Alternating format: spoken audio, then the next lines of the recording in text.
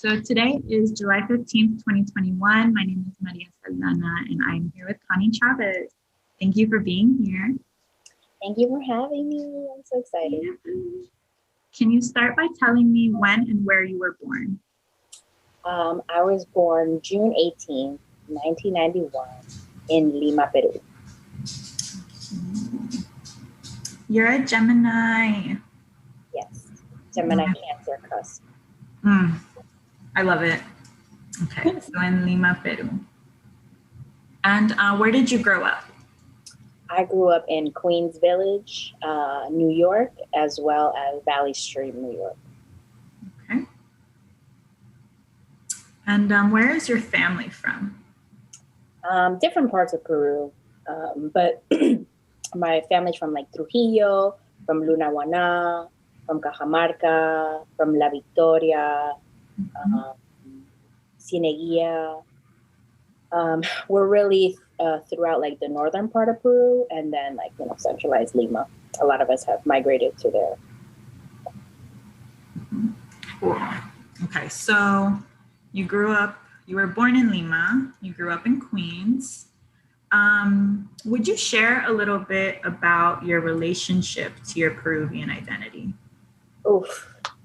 This is such a difficult question because I feel like when I was younger, because of where I was living in Queens, there was no other Peruvians. I only felt and understood what Peruvian identity was through the lens and perception of my parents. But as a kid growing up here, and not seeing any kind of representation, and the only representation we did see was Laura in America, that kind of pictured us in these kind of really toxic ways. Really didn't leave a lot of room for orgullo, for pride. And anytime Peruvian was referenced, we were always referenced as these really derogatory type of stereotypes. And so there was no space for me to be proud. My parents did try really hard to teach me the history, although Peruvian politics is very complicated. So they would only teach me kind of surface level things. But so I grew up not wanting to be Peruvian. I grew up, being othered a lot because I was Peruvian. Everybody had their groups here in New York. The Colombians were the Colombians, Puerto Ricans, Dominicans, Jamaicans, I grew up in a predominantly POC neighborhood. So when everybody made these little groups, there was nobody for me. Be like, Connie, what are you again? And to be a kid and be and have full blown adults be like, where's Peru? It's sense of identity loss. I'm just if they don't know where Peru is, oh my God, does it even exist? It was all these kind of existential crises as I was getting older. And then about maybe I would say 2016, 2017, 2018 is really when I began to really analyze my Peruvian identity and wanted to feel a sense of pride. That's when I really started working more in social justice, solidarity politics. So I started understanding what solidarity means, cross-border solidarity. And it kind of made me want to look into my own history. And then from there, as I was looking into the history of Peru, I kind of discovered terrorism, and how that plagued Peru. So I just kind of aloofly asked, is that even a word, aloofly? Well, I just asked, my parents, I'm like, oh, what's your relationship with what happened in Peru in terms of terrorism? And that's the first time in 2017 when I heard that my parents, multiple attacks of terrorism. And I started understanding not only my Peruvian identity more, but how also mental health played a big part in that, and how those two things are interconnected and can't be broken apart. And from there, I started really to try to understand my people and why we are in big community with one another, why we don't have access to one another. It's very, very if you follow the data on certain things, it's very valid, the reasons why we always feel very lonely when we're with each other, and when we're and the longing that we feel to try to find others. So my relationship with my Peruvianness has been very complicated, but it's ever evolving, ever growing. And now I'm reaching a point where I'm understanding that I love being Peruvian, and I'm understanding the nuances and the multidimensionality that is the Peruvian identity. Thank you so much for sharing, Connie. There was so much richness in what you shared. You know, you describing your journey in it sounds like unraveling, right, your Peruvian identity, and you're naming really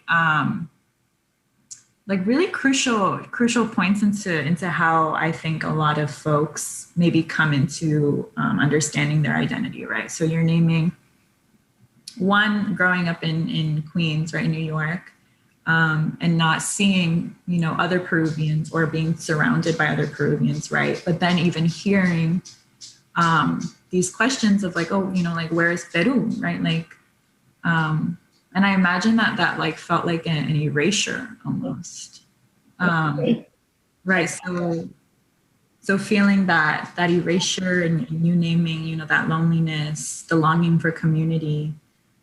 And also what you did see, right? The narratives that were painted of Peruvian, you know, as you said, didn't leave room for orgullo, right? Didn't leave room for pride. And then I also hear a shift in your journey when you did start asking those questions, right, to your parents, you naming the terrorism, right, that happened due to Sendero Luminoso. And then also how social justice movements played an impact in that.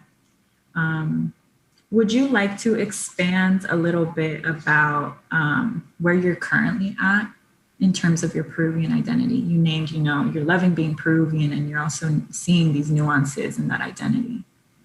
Yeah, I think also like my Peruvian identity has evolved with like my maturity and my age. I think, and my politics, you know. I think before, when I was younger, I was very much in the mind of binaries, you know, and these kind of like boxes that I needed to fit myself in. And as I, excuse me, and as I get older and liberate myself, you know, from these kind of boxes, and it's in intersecting with my queerness, the older I become, the more I expand. I start falling in love with the Peruvian identity because I understand now it's how I make it, you know, and being a Peruvian person and understanding the history and understanding the beautiful belief practices that my people have, you know, it's I feel like it's just so expansive, you know, and it's not to say that I have to fit into these certain boxes. It's more to say like, you can choose all of these things. You can believe in all of these things. You can act any kind of way, you know? So I think like I am falling in love every day with being Peruvian because I see like the expansive universe that we are a part of. And it's no longer wanting to exist. You know, if I'm going to continue the reference on a single planet, it's really falling in love with the whole thing. So I'm just very proud of being Peruvian because the more people that I meet feel the exact same way, you know, and I don't believe in coincidences. And I don't think this is a coincidence that we're all of us and within the community are starting to fall in love and create these spaces where we can exist outside of binaries, but can have all these nuanced identities and shape them to honor ourselves, our bodies, and our ancestors. And I think that's so beautiful, you know, like this is what our ancestors are, the people that came before us wanted for us, you know, to really like embrace our full identity in the way that we can reclaim and restore and, you know, and reimagine, you know, in a way that our ancestors did. You know, I feel like by doing that, we're honoring them in our own ways. That's so beautiful. It's beautiful to hear you, and I can even see it in your body language too when you're talking about where you're at currently. But it's beautiful to actually witness you, right, reclaiming, doing the restoration and the reimagining. And I'm curious if it's meaningful for you to have a relationship with Peru or your Peruvian identity. Like, I don't want to assume, right? Like you're saying, like going back to the land itself? Well, is it meaningful for you to have a relationship to Peru, like period? And it can mean that, but in general, or to your Peruvian identity, is it meaningful for you? I think it is meaningful to have a relationship with Peru, just on this is solely like my own take, because I feel like the governing forces, the colonial imperialist forces that are currently occupying Peru, are really putting our people in a predicament that is, unacceptable. And my relationship to Peru looks like being in solidarity with the folks on the land, and specifically, Black, Indigenous, queer folks. But having that kind of relationship where I'm in solidarity with them and I support what they want to do is how I honor, my Peruvian identity. Because I do understand that these governing imperialist, colonialist forces are not natural to the land, and not consistent with the flow of nature. I believe, as my ancestors did in Andean cosmovision, where it's like we have to honor the land, we have to honor Pachamama, Inti, and whatever that goes into that flow is sustainability, and these forces are not sustainable for the people. So that's how I view my relationship with Peru is to have that relationship in solidarity, fighting for people and nature first. Yeah, thank you for naming the ways that you see yourself from your experience connecting deeply with Peru, honoring your ancestors, right, the land. Are there other ways that you maintain your relationship to Peru or to your Peruvian identity?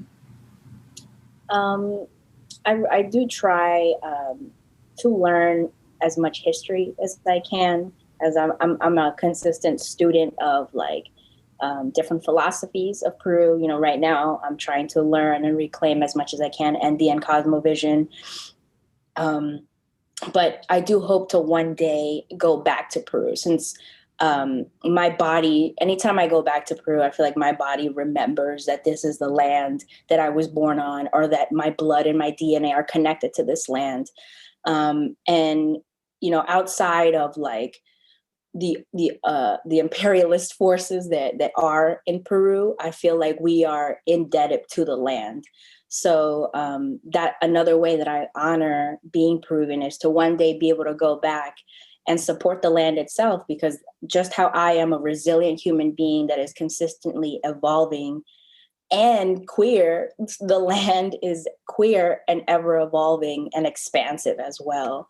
So I honor my Peruvian identity by honoring the land when I choose and have the ability to go back.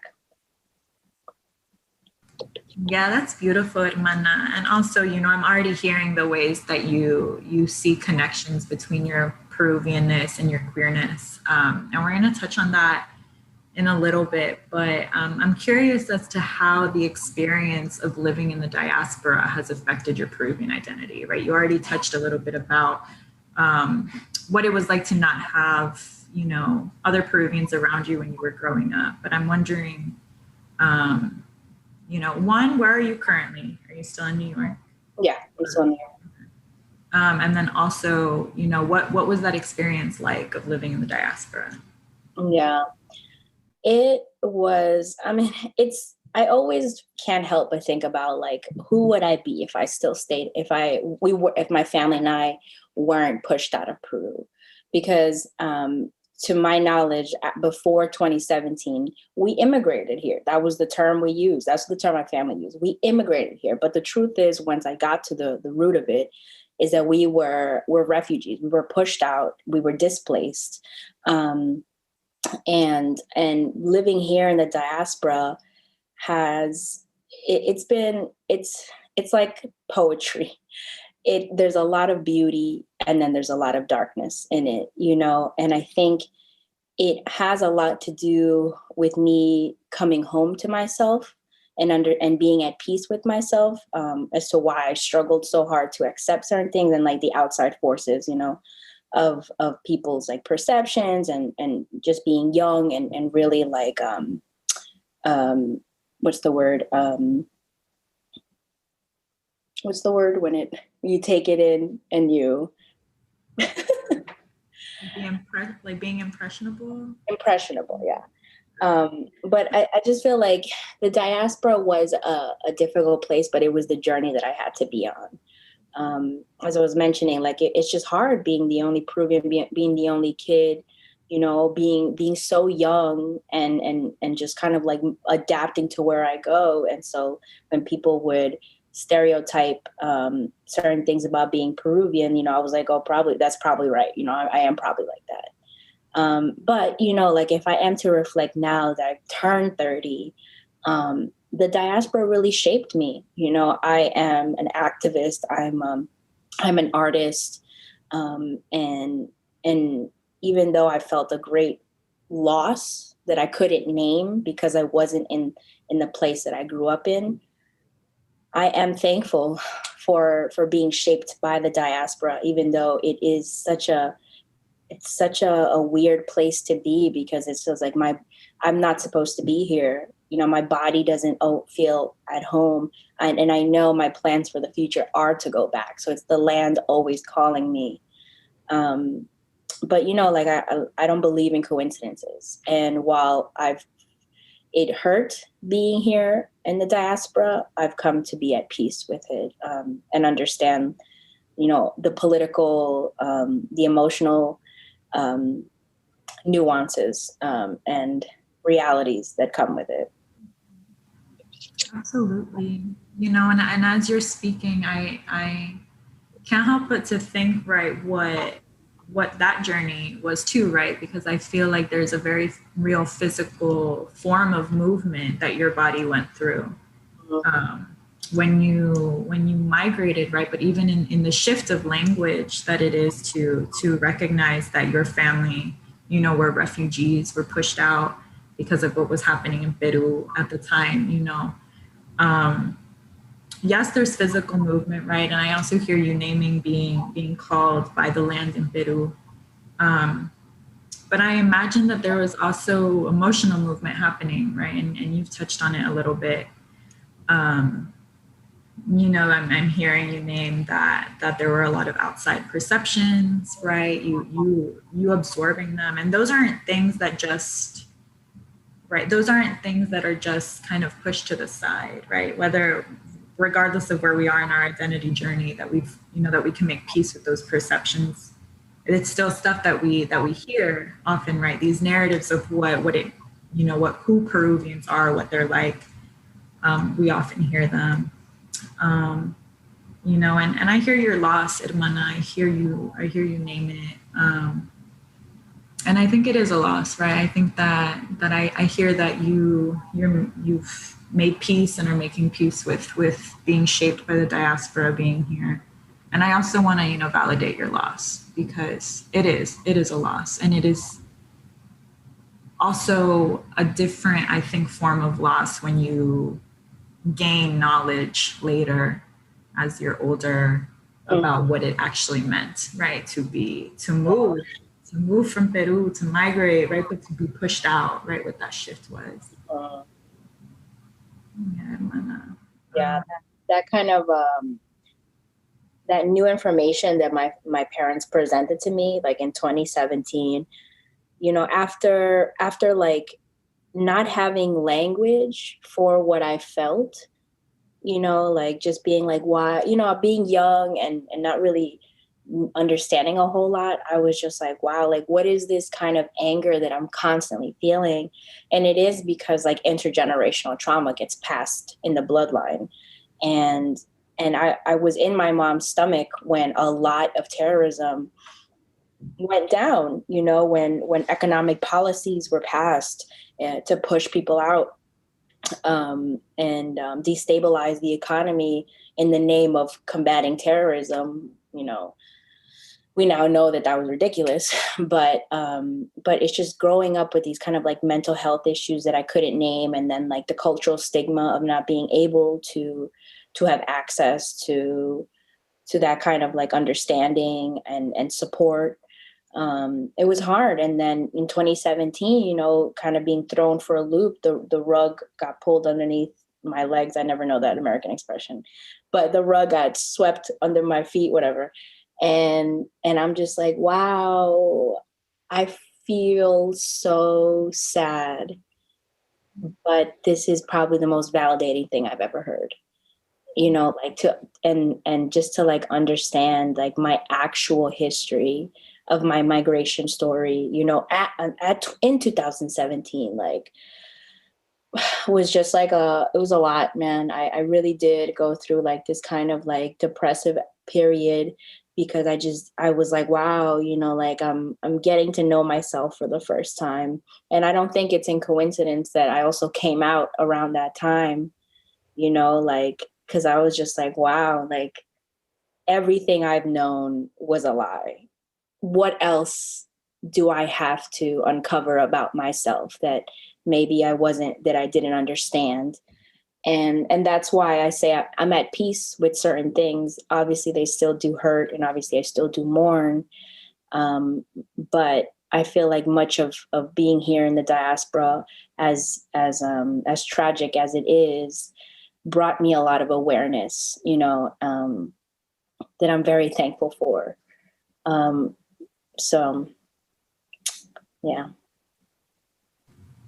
Yeah, I'm really sitting, you know, with everything that you're sharing, but also you know, you saying that like, wow, you know, this hearing the truth of how your family was displaced, right? Brought you a lot of sadness, but also was a form of validation, right? And I think that sometimes when we think of what is validating, it's often in a connotation of something positive, right? It's supposed to like, whew, right, relieve us. But that's not often the case, you know? And I think that you're also describing a process of unlearning. It sounds like, you know, of what the truth of your family's origins were, you know, you naming the real physical and somatic responses that folks have to trauma. So yeah, Edmund, I am grateful that you're touching on these pieces, right? Because I think there are many reasons why folks don't touch on those parts of their story. And in that there's, you know, that is valid as well, right? To not wish to name certain points of pain or trauma. And I also, you know, is this, you know, something that keeps sticking out to me is these perceptions that folks have of Peruvians. And I remember when I was sitting in academia and, you know, I had to think of a thesis to do, right? I didn't see our stories anywhere. I didn't see Peruvians anywhere in texts. I didn't see folks, you know, on my social media until I found, you know, Alegría Peruanness. And with that too, right, especially not queer Peruvians. And I think that also goes back to, you know, this historical erasure that's been happening. And so for me, I think part of that, right, is like part of why I'm doing the project, part of why I'm collecting these testimonios is sort of like a counter to that, right? But I also know that it's bigger than that, at least for me, right? Because it's like being queer, being Peruvian was always really central to how I moved throughout my life. And so, you know, I would have loved to know that there were other folks in the diaspora that identified similarly, right? Doesn't mean we share similar experiences, but just like to identify that way. And so that's part of the reason why I'm doing this work. But I'm curious, because I've already heard you name a little bit about the connections between, you know, your Peruvian identity and queerness. But if it's okay with you, I'm hoping we can shift a little bit to queerness. I was like talking about queerness. Mm-hmm. Can you talk to me then about your queer identity? Yes. I identify as a bisexual person.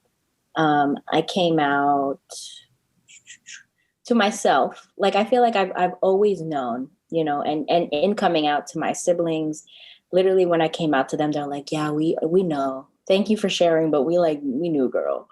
And I was like, ain't nobody wanted to tell me. But I officially came out, I think it was like the end of 2017, 2018. And so not that long ago.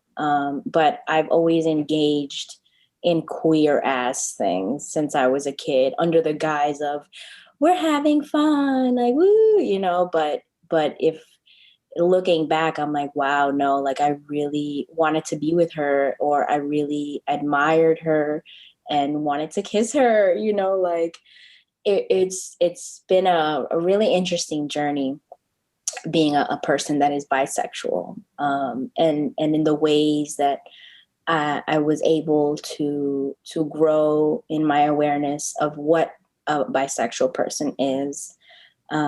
I grew up I grew up like in the hood here. I was not in proximity to another queer person until very late in my life. They were probably around me, although, you know, I wasn't in awareness of it. But I don't think I even had any queer friends until I was like much, like maybe like 19, 20, you know, like that's how old I was until I had like my first like real like close queer friend. So, and a lot of my in my life, like I just didn't know what bisexual was either. You know, like I grew up in a very kind of like I wouldn't say like closed-minded, but we just didn't, you know, talk about queerness in my family. Nobody, and also like nobody in my extended family is queer either. Nobody. I'm the first person that's out. Um, so so I think when I was younger, I was like, oh, I like men. So whatever I'm feeling for women, that's just how every woman feels. You know, when we say, oh, she's beautiful and I can appreciate her as a woman, everybody gets these emotions, you know. And I think I got to a point when I was 16 years old. I think maybe this was like the first time I was gonna like these thoughts were coming into my head.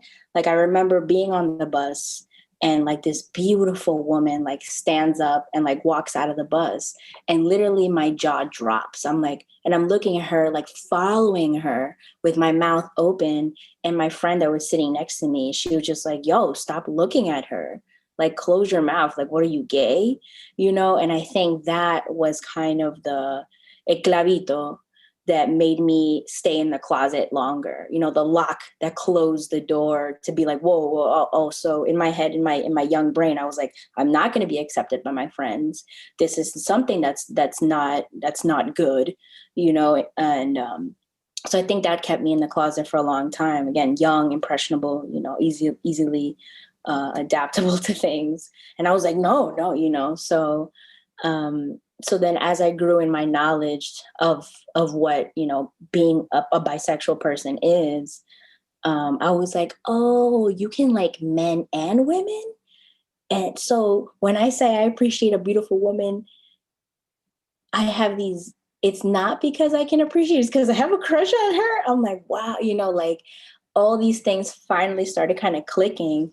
And I was like, wow, I've really always been gay. I've really always been gay. I just lived with a lot of shame. I lived a lot, you know, like just hidden because I wanted to be accepted, you know. And it goes back to my Peruvian identity. I was like, no, I think that was like my first coming out. You know, I didn't want to come out as Peruvian because nobody around me was Peruvian. Nobody wanted to validate me. Nobody wanted to accept me. Everybody had their own little groups. So I was always that young kid of wanting to fit in so badly, you know, and then my weird foods too, quote unquote, to people, you know. So I've always just wanted to be accepted. So I think that's also what kept me in the closets for such a long time. And then finding out that I'm gay and being like, and then grappling with that, you know, being like, wow, okay, I am 25, you know, 26. Like, what does this mean? And my whole life is about to change. You know, I'm the first person in my whole family that's gay. Will my parents accept me? You know, like, and being Peruvian also means like living with the reality of how homophobic our country is, how xenophobic it is, you know? So it's just a lot of these kind of realities starting to sink in and probably keeping me in the closet a little longer until I was like 27. I was like, nah, that's it. Like, I have these overwhelming feelings for this one person, and I'm just going to go ahead and bag her and ask her on a date. And I did. And that moment when I finally kissed this person that I was in a relationship, that I ended up being in a relationship with, was just like the most validating experience to date, of just being like, wow, I'm one step closer to coming back to myself, you know. Ooh, everything you shared is just like, ooh, touching my heart, Edwana. You know, thank you. Thank you for sharing, you know, your journey and your queer identity, for being so vulnerable. I just, you know, I want to name that, you know, there's you named many things, right? Like a lot of richness in what you shared, but I do want to name, right, that I heard this piece about you being, you know, like, here you are, you're 25, 26. You're discovering this, you know, queerness about you, and feeling like your life has shifted, right? And I think what it makes me think of is that queerness doesn't have a definitive like timeline, right? I think that you're also naming, right, that you always knew in a way, right? And that your siblings knew when you came out to them, right? But it's so interesting to me when I hear folks speak on their queerness. And it always just reminds me, right, that it doesn't look one way, and that it's definitely not on a timeline. It's not a fixed thing, right? If anything, queerness is so opposite to that, in my opinion, right? And beyond fixed. But you know, you talking about your bisexuality, right? To come out to yourself first, that takes a lot, hermana. That it's so much. I feel like because I lived with so much shame, that I was essentially reprogramming my own brain, you know, and I had this like colonial microchip inside me that I piece by piece took apart. And I think that's kind of like the journey that a lot of us are on, you know, trying to undo what we've been conditioned to believe in just this binary system. And our souls are aching to be released, you know. And I think I got to that point when it was just so, it was even more painful to stay in the closet than it was to just fucking burst open that door and live authentically, you know, because that even though that journey is still so difficult, you know, I'm still not out to my entire family yet. I'd much rather be on this journey that makes me feel like I'm closer to you know, to myself and my soul, and just like honoring, you know, like myself in the best way I can. So I think that's really like what a lot of us are on, just kind of undoing these like conditioned mentalities that we're forced to assimilate into. Yeah, absolutely, Edmana. And also, you know, you're talking about this colonial microchip, right? I think that, I mean, it makes sense to me, right? That we have this colonial influence. I don't even know, right? I'm not even sure what the words are to describe that, because it's like you even saying that, you know, here you are discovering your queerness, but you know, and then you suddenly were also aware of what people's perceptions were of this possibility, right? You hadn't even come out to them, but of this possibility of what it would mean for you to be queer, right? Your friend on the bus being like, well, are you gay, right? And it's also, to me, it's like, what would have happened, right, if the answer was yes, right? Mm-hmm. It's like, funny because she's queer and she didn't come out till later on too. It's so funny. Right, but it's so interesting, right? The ways that we really are taught or made to believe even that we can't be queer, right? Or even if the folks that we are surrounded by are accepting, it's not like the structures that are in place in the world are, right? And you even saying how you started to realize that Peru, right, being this homophobic, transphobic country, right, and the States as well. I mean, yeah, and something, that really like touched me and I really had to be like, ooh, right, is when you said that the response that you got, right, to this potential queerness was just like that el clavito, right, or like what locked the door that kept you in. And I also, wanna just say that like I can see you fully, right, in this way. Like I'm hearing all of this and it's touching my heart.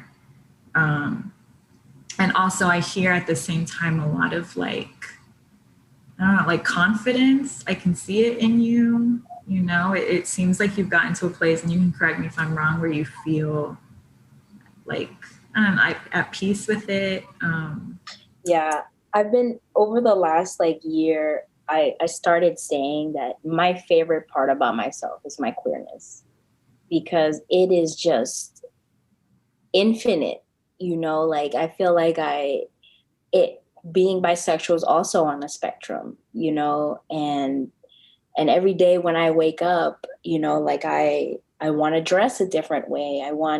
I have these new ideas like about love, and how queer love is like how queer love manifests, and it's so much more than this binary system that is fed to us.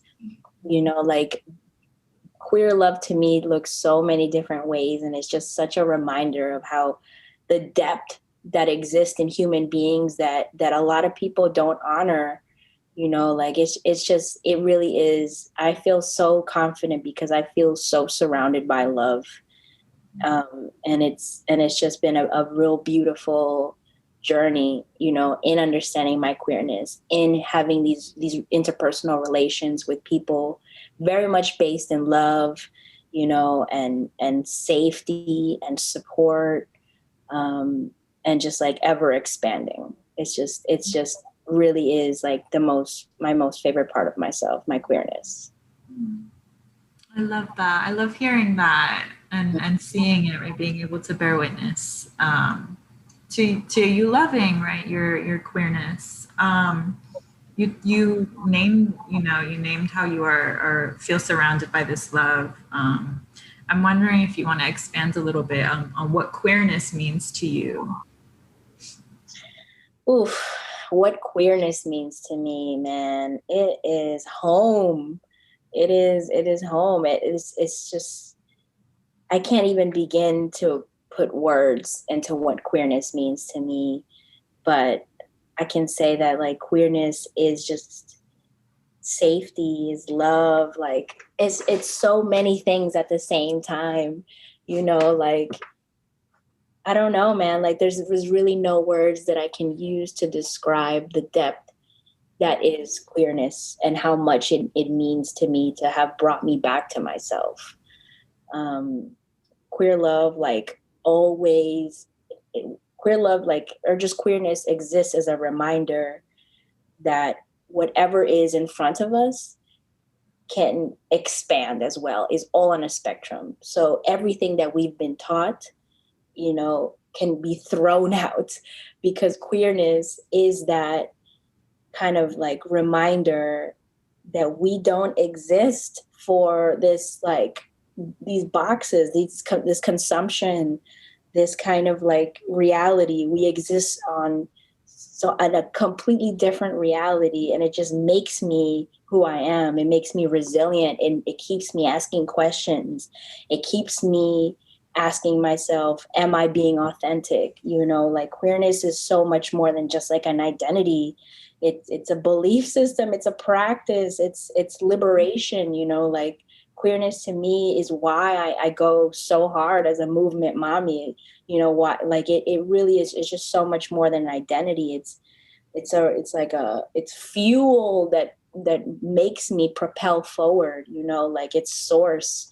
It's just so many different things at the same time, because it is so sacred. And I'm just like, that's why I want to continuously explore what queerness means to me every single day, because it means something different, you know. So I can't ever put like a definition on it, and I'm happy that I can't, because I'm just like, wow, queerness is so much more than just like a definition or identity. It exists and touches people in many different ways. I'm like getting chills. I'm getting chills as you're speaking. Because, you know, I really resonate with what you're saying. You know, I think that, at least in my own queerness, in my own bisexuality, right? Like I have felt the most growth. I've seen the most growth when I'm able to lean into that truth, right? Whatever it is, that truth of my queerness looking like today, right? Which shifts.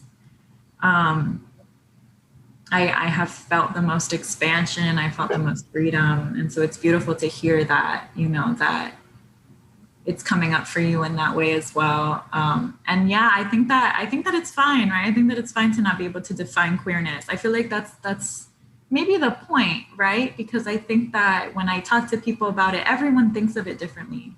Everyone speaks about it differently, moves about it differently. And I feel like that's the beauty of it as well, you know, never a singular way of doing things. And also, right, going back to this non-linearity of what queerness is. I think that we're constantly shifting, and, you know, just hearing a bit of your process and your journey, I can see that as well, right? I think that we may get to a point right now identifying a certain way, feeling a certain way, and that can change, right? It's not like the end all be all, right? Yeah, absolutely. Yeah, that's beautiful. It's interesting you say that, because like what I'm thinking about, like, so lately I've been like dating more femme people, and it got me thinking. I'm like, wow, even as a bisexual person, like there exists this expansiveness about it. So right now, you know, like I am bisexual, but I'm more femme leaning. And I love that, you know, because then like a couple months ago, I was more, you know, like masculine leaning in terms of who I wanted to approach. So it's just always like knocking down these kind of mental like boundaries that I set on myself. Like, oh, bisexual means like everybody, you know, I love everyone, but it means and evolves every single day into something new that I'm like, oh, look at that. You know, I didn't know I felt that way. I didn't know I wanted to dress like this, you know. And also I identify as a femme, you know, but sometimes, some days like my femininity gets remixed, and I love it. You know, and I grow every day because of it. Mm-hmm. I love you saying that it gets remixed. I haven't thought of it that way before. And I think that when you said that, I was like, you know, something for me to think of. Yeah, it's wild too, right? How even within how folks identify, we can identify similarly with identities, right? But that the ways that we like act it, right, or move about it, how we express ourselves as well, it's just, there's so much room in that, right? And I think it's also you saying, right, that you don't have to have these binaries, right, in your mind. I think there's also something there, right, about granting ourselves permission to explore, right, to explore what that means.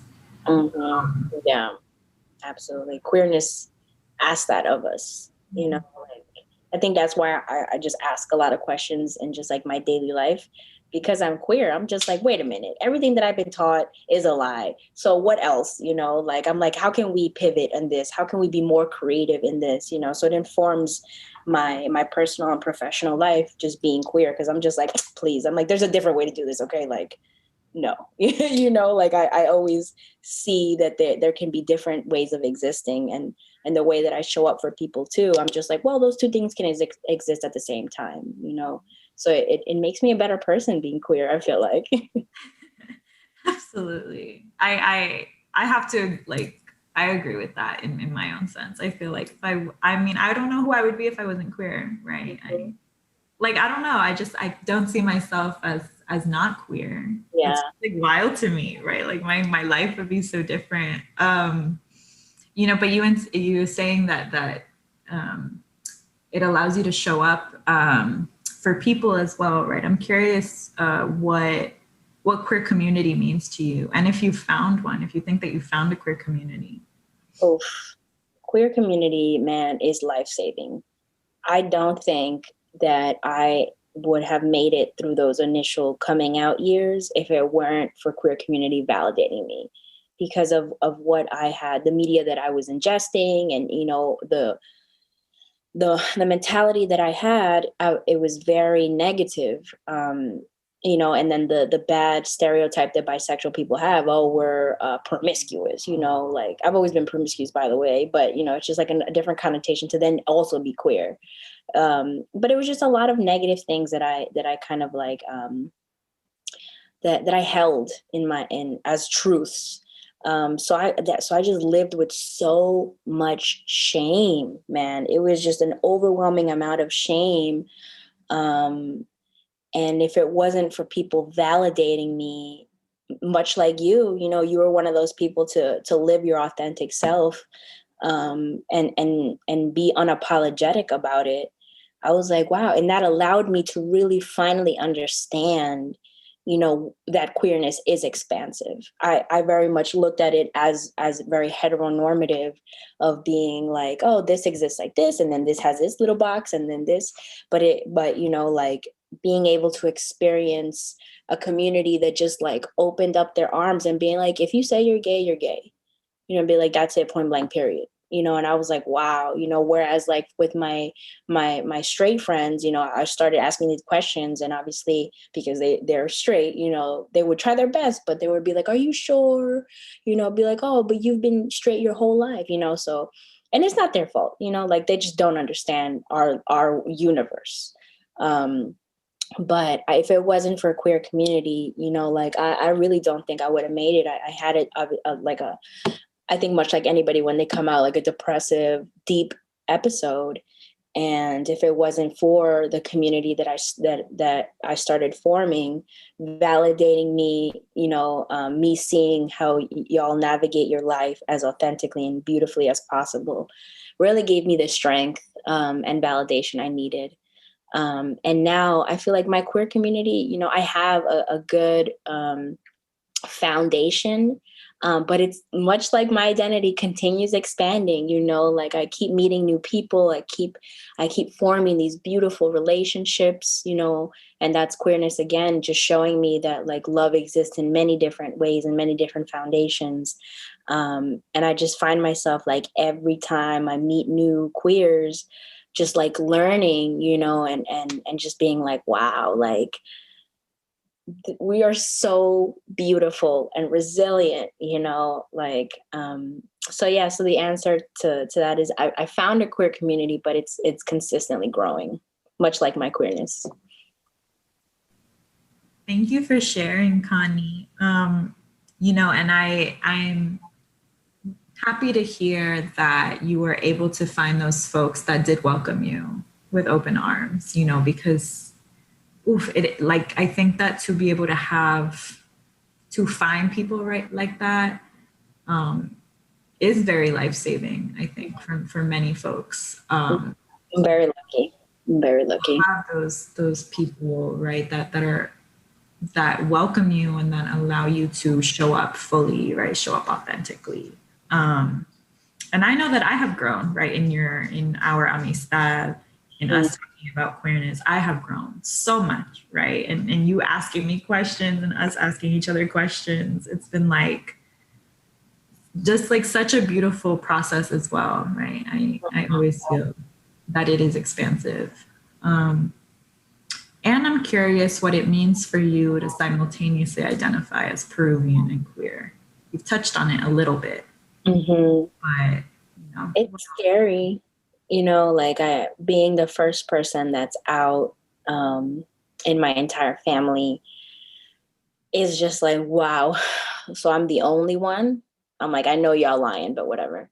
But it's just like, I just keep thinking back to like my childhood, not even my childhood, even recently, like my family makes so many gay jokes, and that's because of just like the culture, unfortunately.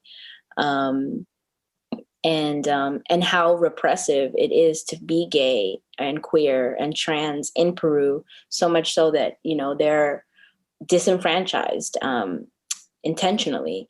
So there's no space for, at least like here in the US, where we have a larger voice and movement, where we can be more vocal and supported. Peru doesn't. There was this march back in like 2018, Con mi hijo no te metas, that brought over 100,000 people in support of anti-LGBTQ comprehensive education in schools.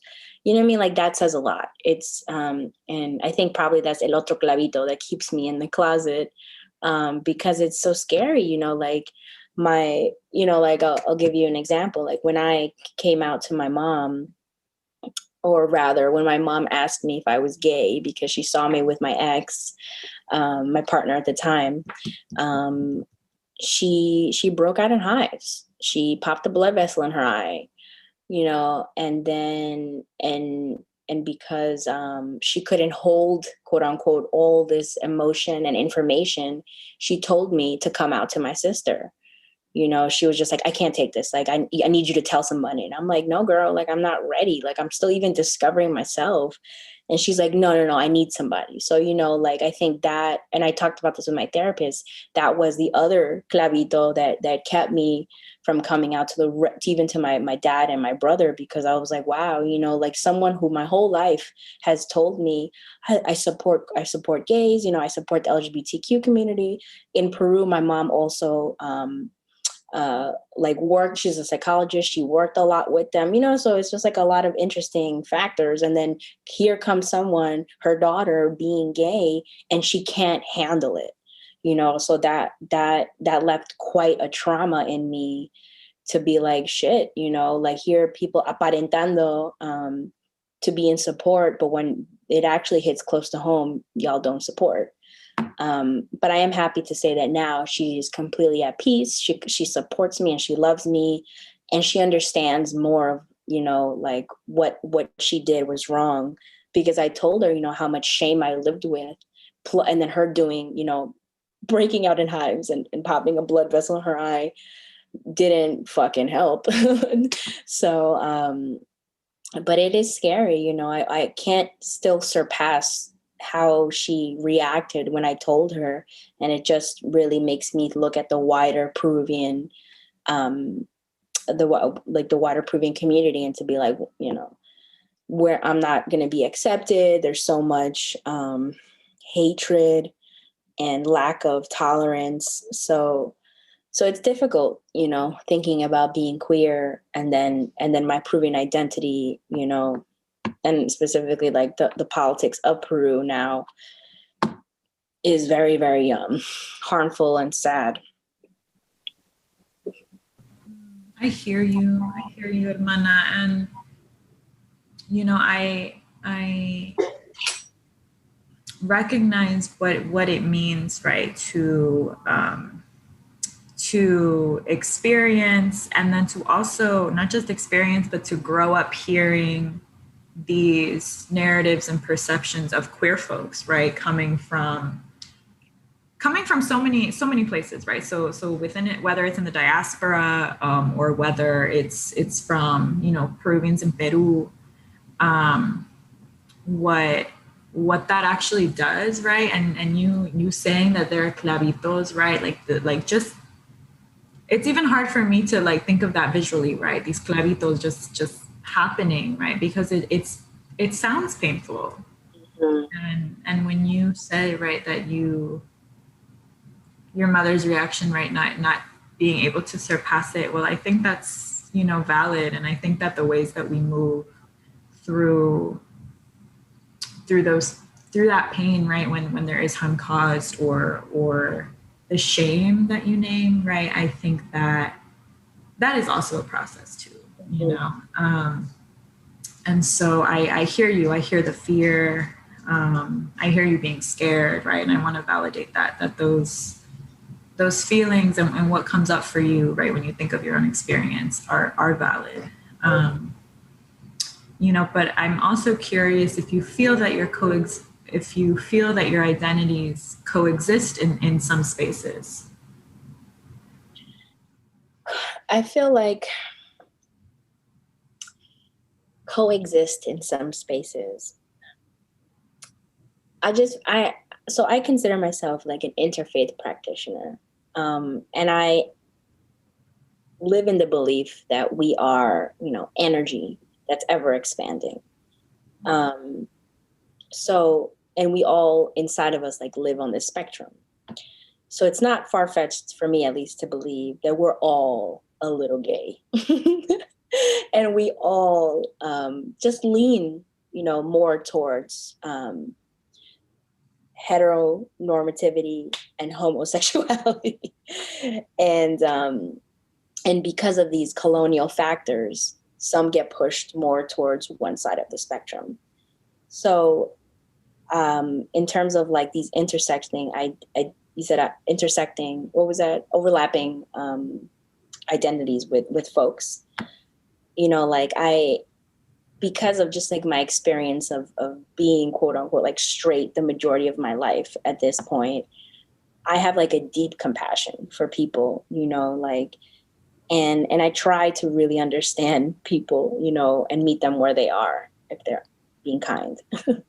But I kind of live with this like mentality that everybody has all these like intersecting identities. Everybody has this great depth to them that they're all discovering. I hope I answered the question. Yeah. I just wanted to know if you felt them or if you saw them coexist, when you move through spaces in your life. And this might be a big question, but I do get curious because you've named, right, that queer and trans Peruvians in Peru are disenfranchised, right? The lack of resources there is one issue in and of itself, right? And I also hear mentioning the very real harm and the violence that occurs there. And I think we even see it in the States, right? In places in the diaspora, right? It's not just something that happens in Peru, but I think that we hear about queer and trans folks often paying for this hatred, with their lives a lot of the times. And so I'm curious, right? So as queer Peruvians, right, how do we survive? Right? How do we survive that violence? How do we survive the harm? And how do we move? How do we move after we experience that pain? It's difficult. Like there is no right or wrong answer for the realities of the folks that are living in Peru and then the realities of the folks living in the diaspora. It's very much two different realities. And moving through pain when you are queer and everybody hates you is something that is not. It's not easy to move through. You're navigating through these like murky waters of emotion and layers and trauma that you're trying to surpass on your own. And then, these existing colonial forces push you further down.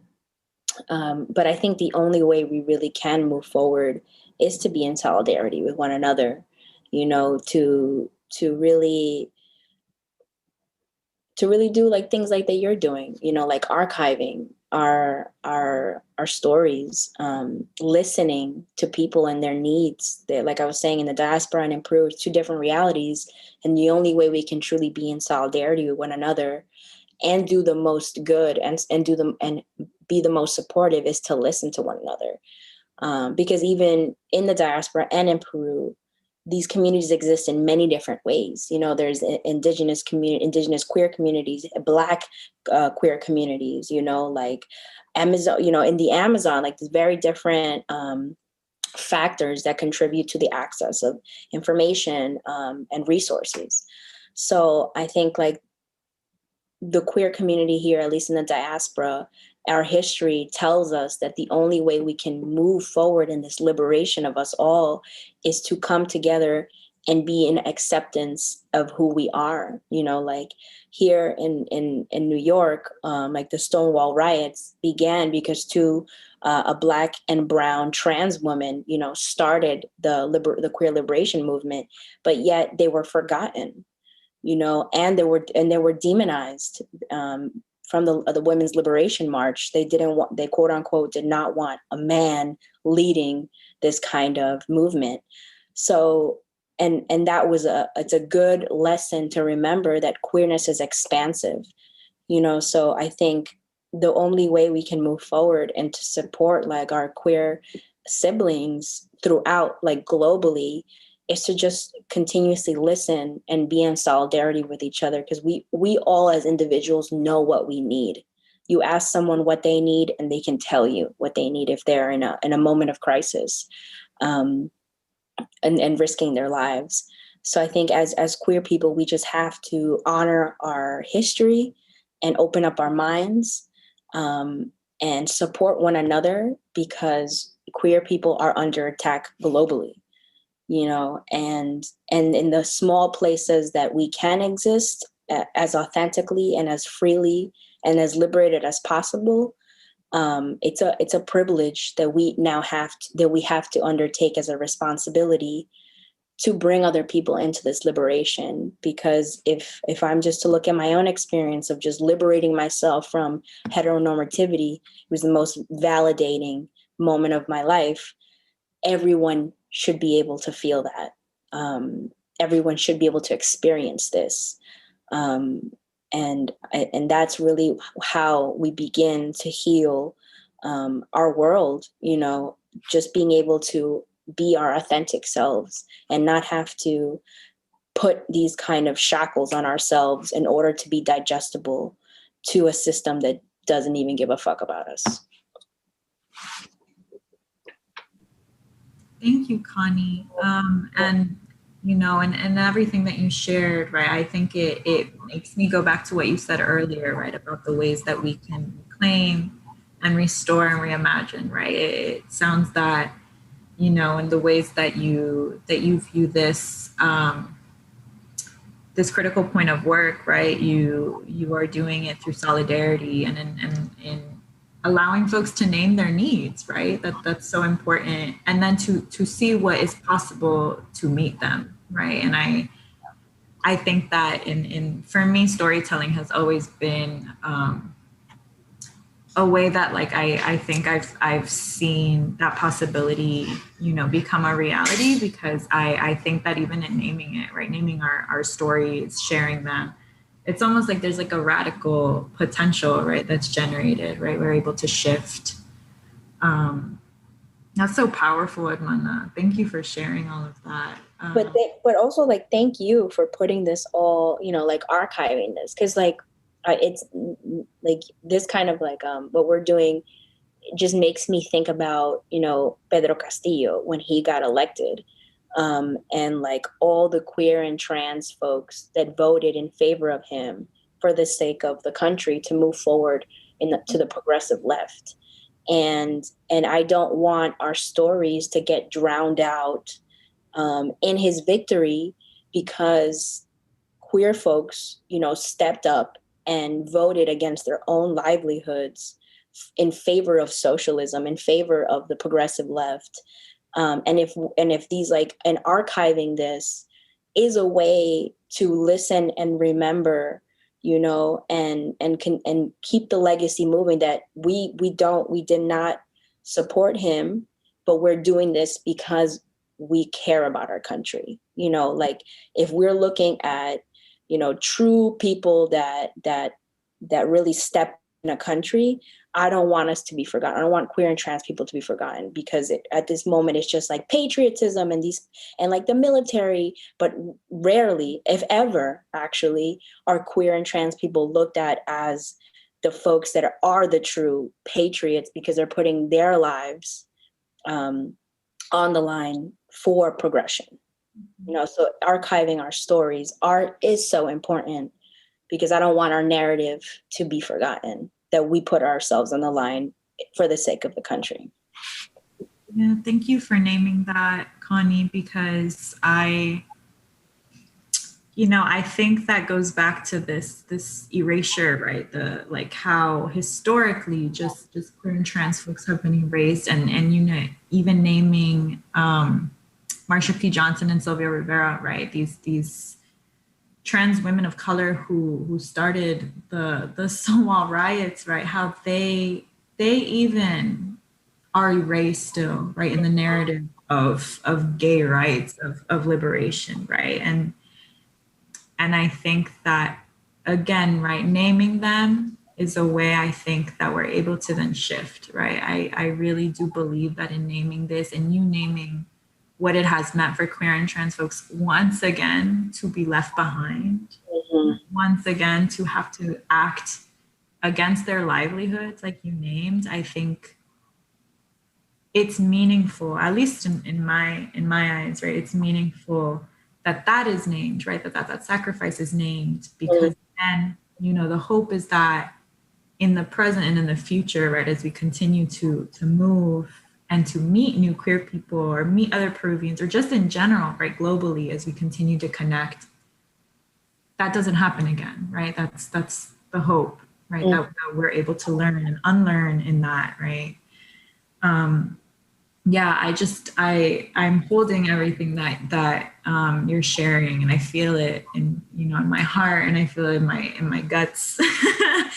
But I'm wondering, you know that I do healing work broadly, and I've been trained in Black feminist methods and healing, the tenets of healing justice, centering the healing and wellness of queer, trans, Black, Indigenous people of color.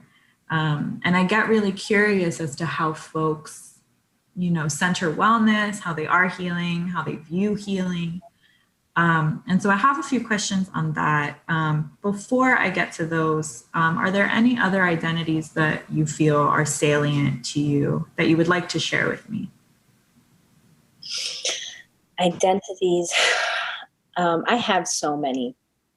I really do. I feel like I've lived lifetimes in just this specific lifetime that I'm living. And I have so many, like I am Connie, the martial artist. I'm Connie, the visual artist. I'm Connie, the compassionate lover. I'm also a healer, interfaith practitioner. I have so many identities that encapsulate, who I am. And I'm so proud of that. Sometimes people try to be very digestible, but I am just always happy to be consistently growing and undertaking new identities, and at the moment, I'm also a storyteller. And that's such a big cornerstone of my identity, because it really is the way that I navigate my relationships. I'm always someone that loves to listen to folks' stories, because I believe we have these beautiful origins and these roots, that shape us to be who we are. And it's not always taking folks at face value, but seeing that there's so much depth into one another. So all the identities that I have, play such a vital role in my life, that allow me to see life past the veil, and I really think my queerness and my Gemininess help me in seeing that. Yeah. And, I have to say that you are a brilliant storyteller, like the ways that you capture, you saying that you don't want to just, see folks at face value, like the depth that you're able to capture in these, these people through your photography, right? Through your videos, through the work that you do in the community. And I do major props to you, because, in our relationship, I always remember, right, that community has been there to ground me, how I have grown from each of my connections. And I think that watching you move, right, you being this movement mommy that you named earlier, you know, like that has been so vital to me in my life, right, in the time that I've known you. So I just want to name that. I have loved being able to bear witness to your identities, right, to all of who Connie is, right. That has been very special to me. So Oh, thank you. But it really is, I feel like, reciprocated, because I feel the same way, you know, like you've been moving unapologetically since I've met you. And it's just made me also want to move in a similar way. You know, I think that's why another identity is the person that doesn't care, doesn't give a fuck about respectability politics. You know, I know I'm brilliant, and I'm still not going to use a bunch of big words. You know, I want to become accessible. That's also an identity of mine, being accessible to my people. You know, like I don't have to act and look a certain way to appease someone. I know how brilliant I am, you know, and that makes me a truth teller. And I feel like we come from that same kind of identity of being truth tellers, and people being a little bothered by it, but we don't care. You know, and that's another identity. We don't give a fuck. That's one of my identities. I live that hard. you're absolutely right. Oh, this point of truth telling, right, and being able to lean into that truth. Yeah, I feel so unapologetic in your presence, and I am so grateful. And for us to be able to do that, I'm just like, yeah, I'm even reflecting on our own journeys, right? And what it has meant for us to be able to go on our journeys, like, you know, alongside one another, right? But I named that I had, you know, just a few questions on, you know, aspects of wellness and healing. But one of them is, what does wellness look like for you? Oof. Wellness it's so interesting. I feel like now that we're on this topic, like I knew my queer identity like intersected with everything, but now I feel like I'm really starting to put more thought into like these things, because my healing, my wellness is ever expansive.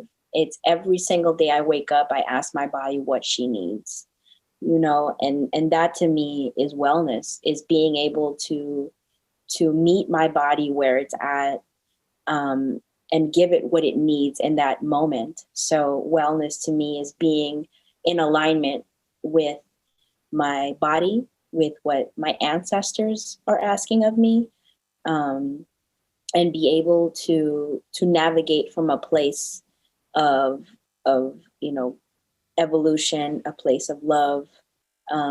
That is wellness to me, you know, being able to as so within, outward as well. You know, by honoring my body, I honor everyone else's as well, and respect their journeys.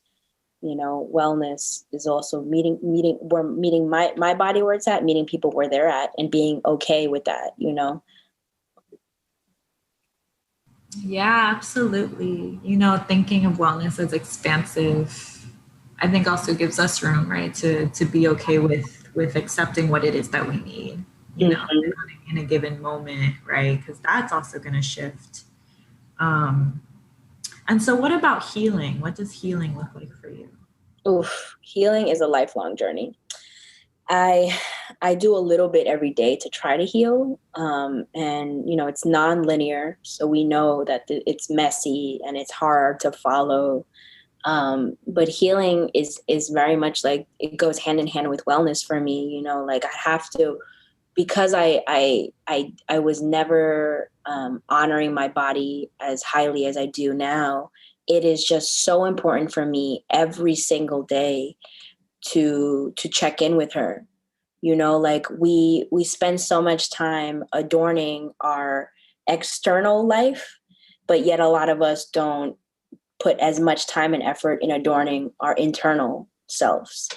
And that's what healing is to me, repairing that relationship of being like, damn, I just spent 30 minutes on a hair mask. Maybe I should meditate for 30 minutes, girlfriend. You know what I'm saying? Like, that's what healing is to me, to be like, okay, we spent so much time at this party, you know, being with friends, maybe now I should journal for the rest of the fucking day. You know, like being able to be in alignment and in complete awareness of my body and give her exactly what she wants. Because there are times, you know, because of maybe the work that I do, like the political work I do, I am just inundated with work. And I just spent the last 16 hours working. And then now I'm just going to fall asleep or just like lay on the couch. Like that's not healing, you know, to me. Healing is that balance that I consistently am working towards to honor this body, because this is the only one I got right now. Yeah. And that balance too, right? Like what that means, I think, based on our capacities, right? Each day, you saying, you know, we spend time adorning our external, but, you know, some of us don't adorn our internal. Well, I have to think about that more, right? Like absolutely. And, you know, you saying that has really, you know, in that moment had me be like, oh, like, let me think about that a little bit more, right? And this is what I mean when I say that I learned so much from you, hermana. But, you know, like you named, right, healing not being linear, right? Always, we're always healing, right? Just through life, right? And whether we think we've healed from one thing, right, it doesn't necessarily mean that we can't have a response to it later, right? Whatever that thing was that we thought we healed from. And that as well, right? That alignment too, allowing ourselves to be in alignment. And so what about pleasure? Does that come up for you at all when you think of your intersecting identities or how you move through life? You're catching me in a really beautiful moment, because I am experiencing love in such a pure manner right now. Queer love in such a beautiful way. But pleasure to me is really intersected in my healing work. You know, like I've always been the person that was like, this can't be it. You know, I can't how is it being in a relationship, being out of relationship? You know, like to me, my body, that's not natural for me. It's never been natural, if I'm being very honest. Like I exist so much more than in a relationship and out of relationship, you know, and engaging in well, I don't have really language for it, but I just kind of call it like love affairs, these beautiful, you know, like compassionate, respectful, transparent love affairs that just honor like my spirit and my body and my boundaries. Man, like that to me is pleasure, you know, like just being in this love affair with this person. You know, we both respect our boundaries so much, you know, and it's just like, wow, like my being with her, you know, this one person, it's just like, it feels so necessary to experience this love. Like my soul is just in a state of complete pleasure and bliss, because I'm finally understanding I don't have to live this way of being like in a relationship, out of a relationship. Like, no, we can love each other as transparent, as respectful, and as you know, deeply as we can, because she honors my body and I honor her body, is the best way we can be human beings. You know, like I just think like pleasure to me often makes me reflect that we're not being full human beings. You know, we're 10% of who we are. How is it that we're only supposed to exist in this binary system? Like that to me, if we're looking at nature, which is a huge example for me and how I should lead my life, even nature doesn't do that. You know, it there's room for it. There's people that do that. There's animals that practice it, but then there's animals that don't. And I think that we are also nature. We're animals as well. We're mammals. You know, how can we say that we're only going to live in this certain way? At least all of us are going to live this certain way. There has to be room for folks like me and other people that want to live in this non-monogamous way. And I think once I started practicing kind of like, it's not polyamory that I'm practicing, but it's just like this open kind of love that is inviting and welcoming, but also very ethical, because I honor the human being that they are. And I want to understand their journey so I can meet them where they're at. That's healing. That's pleasure to me. I get so much pleasure by honoring someone's boundaries. It's so beautiful. And I get so much pleasure when someone honors my boundaries. So pleasure, wellness, and healing, they're all the same to me. Oof, I love hearing this, Boo. I love hearing that, you're in this beautiful moment of allowing yourself to explore what these love affairs mean, right? Because I think also the ways that we view love, I think are often taught to us in a very heteronormative way. That doesn't allow room for multiple ways of loving people, right? And for each connection to determine what that love is going to look like, right? And so I love hearing that this moment that you're in is pleasurable to you, right? That you're able to find pleasure in honoring people's boundaries when your boundaries are honored, right? Like, oh, that is so sacred as well, right? Like it's such an offering, I think, right? When we're able to do that with other people. And I'm hearing the ways that pleasure is tied to your healing and your wellness. And that's so beautiful. Are there any other ways that pleasure shows up in your life that you want to expand on? Yeah, I also, pleasure to me is like synonymous with like joy. So I'm always constantly trying to move from a place of joy. So while in the example that I gave, in this sense, like pleasure is engaging with other people, pleasure is also for myself. I try to navigate, just like Adrienne Marie Brown says, like find pleasure in everything. I want to find pleasure, in the foods that I pick. Like I love experiencing good food that brings me pleasure. I love, working within movement spaces because I love my people. It brings me pleasure.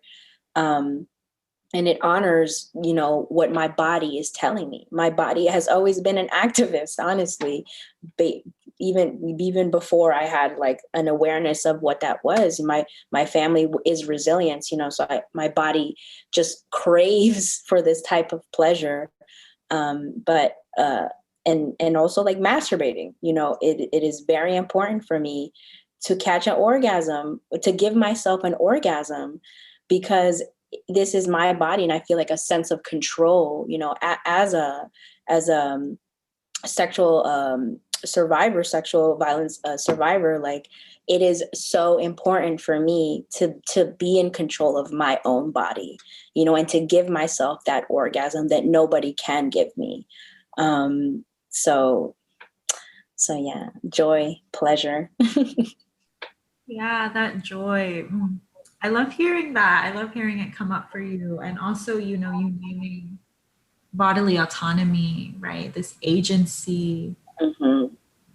That is pleasurable, right? To recognize within ourselves that we have that power and control, right? Like with our bodies. And going back to, right, like Adrienne Marie Brown, thinking about, her work in like pleasure activism, right? Hearing the ways that movement spaces bring you pleasure. And also, Adrienne Marie Brown, says, can we think of pleasure as a basic need, right? Mm-hmm. Mm-hmm. And I think sometimes at least I've found, in doing movement work, sometimes that's something that we're asking ourselves, right? Like, what are the needs that need to be met? But even for ourselves, right? Like what needs need to be met for us? And can we think of pleasure as one of them?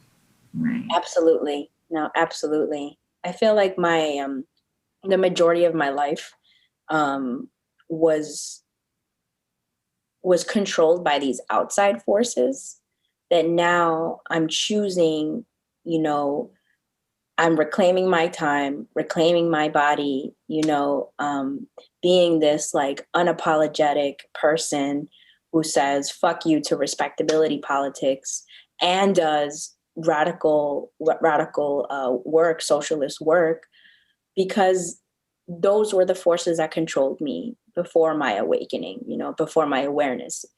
So that's why I go so hard for my body, because I'm just like, wow, you were sleeping for such a long time. You were sipping the Kool-Aid, and it's okay. It's okay.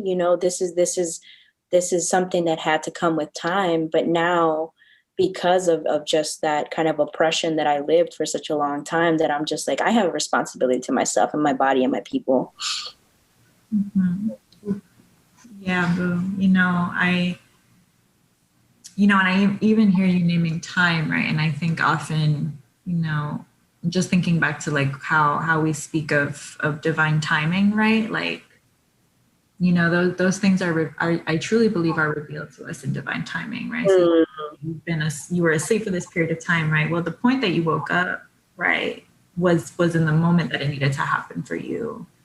And even being able to witness, the ways that the ways that you move through with community, with your relationships, right, it gives me pleasure. It gives me pleasure to be able to witness that, right? Like, and so thank you for talking about pleasure and what it means to you.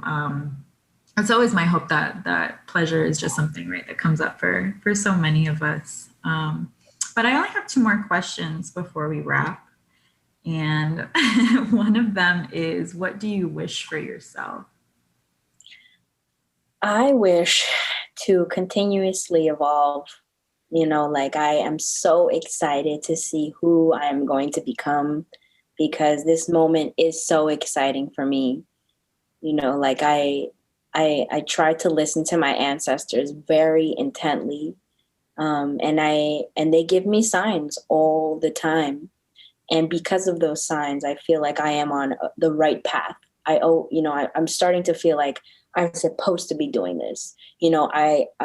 I'm supposed to be allowing this to happen, things like that I just can't wait, like, for the future, because my power is growing. The more I honor myself, the happier my ancestors become, and the more they bless me with this knowledge. And I've only been, and I've been doing this work since I was 18, being an interfaith practitioner, and now coming out at 27,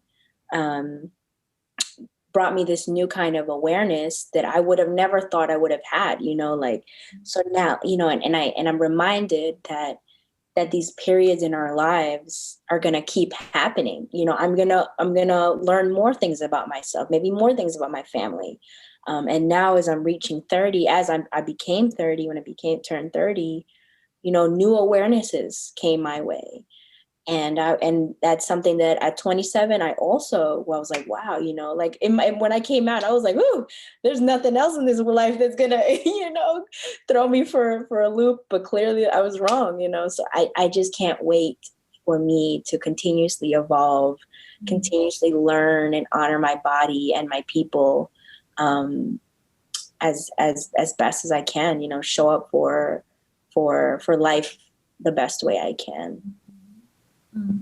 That's beautiful, Hermana. I'm gonna manifest, this for you, right? That you go on this this journey of, continual expansion, because it is exciting, right? Like, I think that to be able to get to know more about yourself is so beautiful, I think, right? Oftentimes it can be scary. Throws us for loops sometimes, right? But I think there's something really beautiful in allowing ourselves to grow. Mm-hmm. I think one, like, a quote that's coming up for me right now that's like resonating is like that Frida Kahlo quote that's like, I am the subject I know best. Mm-hmm. So I think that's one of my goals in life, to continuously, I'm going to always evolve, but I want to be so in alignment with my body that I know exactly what I'm feeling, and can do a healing practice that's rooted in pleasure and wellness to honor it, So I want to continuously learn my internal as well as my external. Yeah, that's beautiful. Ooh, I just have chills.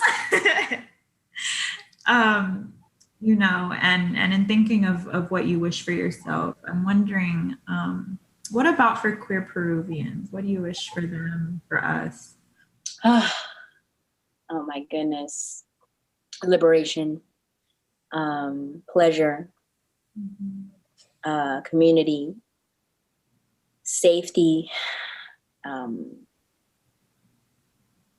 support, vision, you know, like I want so much. I want everything for us because we have at this point essentially nothing, you know. We don't have policies that support us. We don't have support, period, you know. And I want so much. I want us to get what we've never had, you know, and I want us to continuously educate and, you know, unlearn things as we move and be able to be accountable to each other, to learn that good, bad, right, wrong doesn't exist. You know, that's not even the purpose of it. I just want us to live a life that is authentic to ourselves without having to fear state-sanctioned violence, interpersonal violence. And the only way we can do that is in solidarity with one another.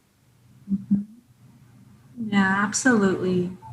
You know, and I, a big believer in manifestation, right? A big believer in the power of us naming these needs, these wants. I really do think it's a radical act, right, to share our stories and to be able to name these things.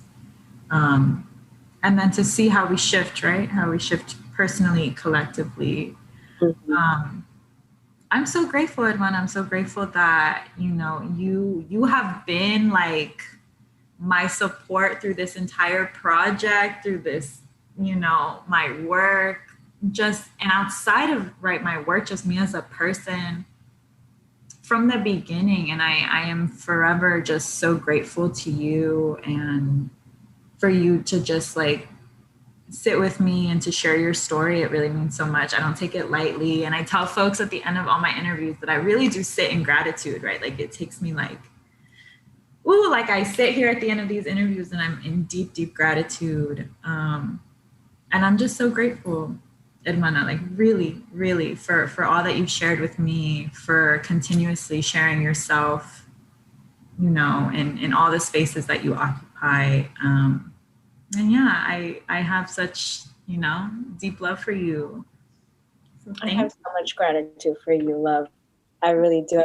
Our journeys are intertwined for a reason, and we grab strength from one another. So I'm also like in deep gratitude. All the lessons that I've learned that you've told, you know, you've given to me simply off conversations, you know. And I don't take it lightly either, you know, and I love you so much. And I'm just like in such deep gratitude that you're archiving these stories. Nobody's archiving, you know, I'm sure maybe some folks were, but like, it's difficult, you know, to be as accessible as possible with our queer stories. And I'm just so thankful that you're doing this. Like years from now, there's going to be baby Peruvian queers, you know, listening to these and just feeling so validated, you know, and I'm excited for the future. It's so abundant. Ooh, so abundant. I'm excited too. I'm just excited to continue connecting with the folks that I've been able to speak with and to continue to build those connections, right? To continue to build that community.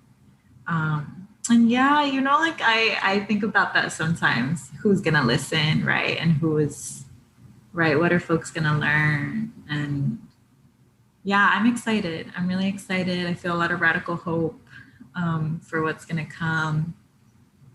Oh, just so much love too, so much abundance. But yeah, you're a baby queer, a Peruvian queer in the future, and you're listening. You are worthy. You are valid. You are loved, and we can't wait to meet you. Oh, so much, right? All that love, to spread all that love. Thank you so much, Connie. Thank you. Is there anything else you wish to share with me? The future is so abundant. I'm going to just repeat that. Yeah, absolutely, Boo. Oh, so abundant. It's exciting. It's exciting to think of it.